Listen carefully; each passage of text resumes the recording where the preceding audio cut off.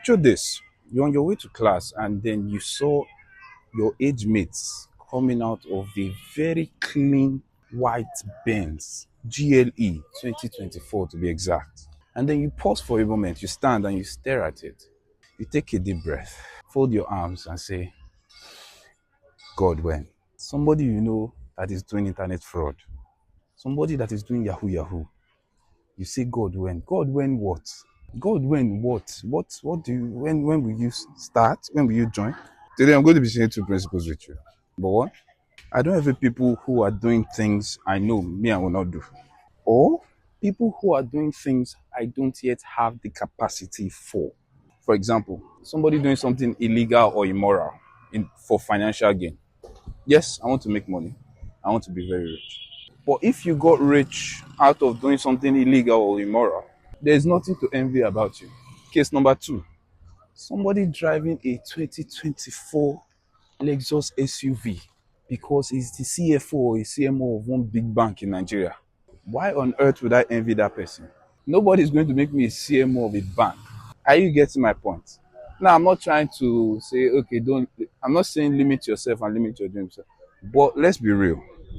Which experience I get with person will make me CMO of bank to fit drive that car? Now, do I have people, friends, mentors in these positions, really high positions? Yes, and I admire them.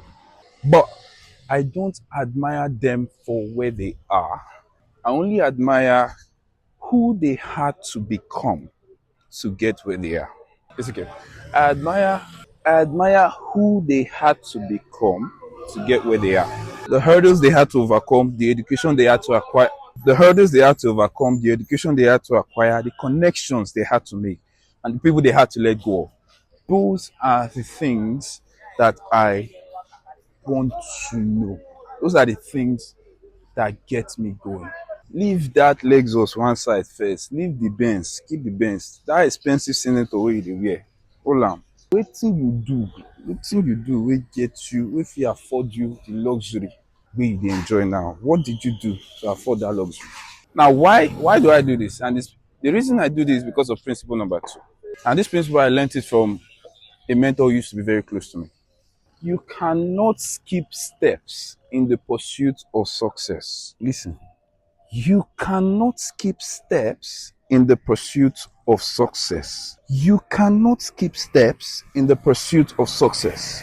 If you try to, you will come back and do it. There are no two ways about it.